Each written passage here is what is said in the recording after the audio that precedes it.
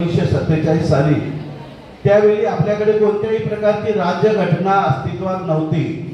त्यानंतर जी ब्रिटिश लोकांची राजवट होती त्याची राज्यघटना आपण घेऊन त्यानंतर आपण आपली भारतीय राज्यघटना अस्तित्वात आणली आणि भारतीय राज्यघटनेच्या आधारावर जे आतापर्यंत कायदे झालेले असतात त्याच्यामध्ये माझ्या मते जवळजवळ 1250 होते, मी 2020 त्याच्यामध्ये आलं।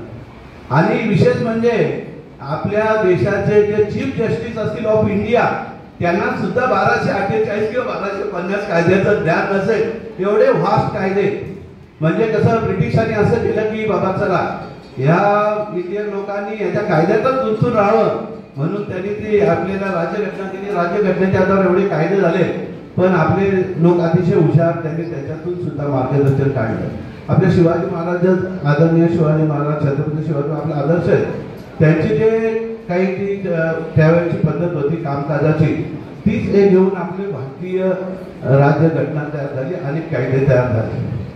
तर जसं आहे आता जे विद्यार्थी आहेत किंवा आता सगळे ग्रामपंचायत सदस्य वगैरे आहेत, विद्यार्थी मित्र जे आहेत ते सगळे निबंध लिहितात, मी पंतप्रधान झालो तर, मी मुख्यमंत्री झालो तर, पण अक्षरशः ग्रामपंचायतीचा सदस्य व्हायला त्याच्या कोणत्याही याच्यातून जायला लागतं जे ग्रामपंचायतचे उपस्थित असतील त्यांना। म्हणजे प्रत्यक्ष तुम्ही काल्पनिक दुनिया किंवा प्रत्यक्षातली दुनिया त्यामध्ये खूप फरक आहे। मी महसूल खात्यामध्ये आल्यानंतर जवळजवळ मी आता ते माझ्या 36 वर्षाच्या याच्यामध्ये जवळ 1000 केसेसमध्ये हायकोर्ट आणि 3000 पेक्षा जास्त केसेसमध्ये लोअर कोर्टामध्ये प्रत्यक्ष माझं इन्व्हॉल्वमेंट आहे किंवा त्या गव्हर्नमेंटच्या वतीने केलेलं आहे। आणि विशेष म्हणजे काय की ज्या मी 4-5 हजार केसेसमध्ये एक दुसरी केस जर सोडली तर मी कोणत्याही केसमध्ये गव्हर्नमेंटचं त्याच्यामध्ये फेल्युअर झालेलं नाही, असं काम केलेलं आहे। बघा विद्यार्थी मित्रांनो, मी या शाळेचा विद्यार्थी होतो, मी 5वी पासून तर 10वी पर्यंत आणि 12वी पर्यंत। आणि विशेष म्हणजे विद्यार्थ्यांना इन्स्पायरेशन मिळावं म्हणून मी एक सांगतो की मला पहिल्या बाकावरून सुद्धा खऱ्यावर काय लिहिलेलं आहे ते दिसत नव्हतं। मी आता 9वीची गाईड येऊन ते मी शिकलो आणि 10वी आणि 12वीला पहिला आलो। तुम्ही विचार करा की तुम्हाला पहिलं काहीच दिसत नाही पहिल्या बाकड्यावरून, म्हणून मी शेवटच्या बाकड्यावर बसलो आणि शेवटच्या बाकड्यावरून 5वी ते 10वी पर्यंत नुसतं लिहिण्याचं नाटक करत होतो आणि तरी पण सुद्धा मी गाईड मध्ये पास होऊन आणि 10वी 12वीला पहिला आलो।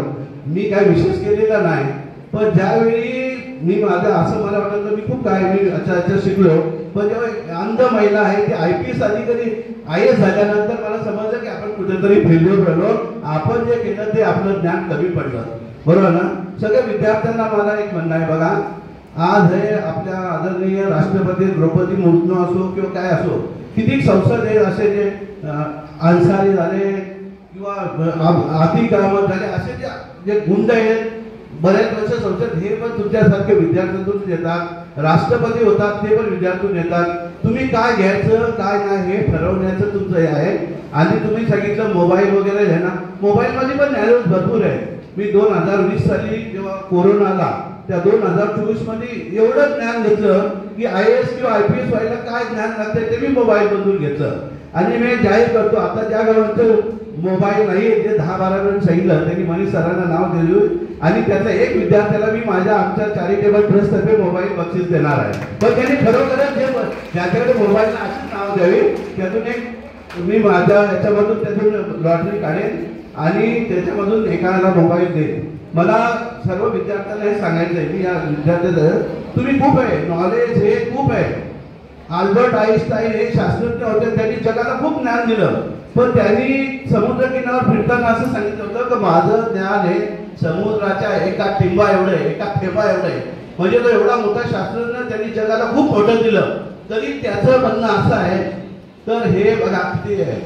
आणि बघा असं खूप तुम्ही तुमचा करण्यासारखे माझं आता तुम्हाला एक मी ऐकतो आता आपले APS साहेब पण आहेत, माझं याच्या पुढचं माझं जे काही धोरण आहे मी आपल्या महाराष्ट्रातले सगळे पोलीस कर्मचारी किंवा काय त्यांना चांगल्या प्रकारे स्कूल मिळावी, इंटरनॅशनल स्कूलची मिळावी म्हणून मी गव्हर्नमेंटकडे त्यासाठी मी खास हे करणार आहे। माझं अचिव्हमेंट आहे त्यातलं एक माझं धोरण आहे की गेल्या 10 वर्षापर्यंत जीवन माझं असेल त्याच्यामध्ये मी पोलिसांकडे, कारण मी पोलिसांच्या बरोबर खूप म्हणजे त्याचं हे बघितलेलं आहे की त्याच्याबरोबर बरेच आहे। मी आता तरी सांगतोय तुम्हाला, मी जवळजवळ माझ्या याच्यामध्ये जवळजवळ 1000 पर्यंत आयडेंटिफिकेशन परेड केलेले आहेत. किती 150 पेक्षा जास्त हे केलेले आहेत, म्हणजे जे इन्क्वेस्ट पंचनामे केलेले आहेत. पण त्यात मी जे हर्षद मेहताचा इन्क्वेस्ट पंचनामे मी केलेले आहे. हर्षद मेहता बहुतेक त्यांना माहित असेल की एक बिग बुल होता.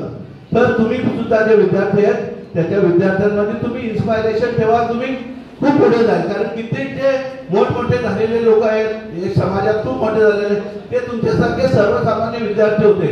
आता मी एक डहाणू तालुक्यातलं की तलासरी तालुक्यातलं एक जिल्हा परिषदचा विद्यार्थी होता. तो जिल्हा परिषद शाळेमध्ये शिकला. त्याला आता अमेरिकेमध्ये तो एका चांगल्या याच्यामध्ये त्याला 8 कोटी रुपयाचं पॉकेट पॅकेज आहे वर्षाचं. म्हणजे बघा, तुम्ही पण सुद्धा त्यासोबत जाऊ शकतो. तुम्ही तुमची हिंमत पाहिजे त्याप्रमाणे हे करा.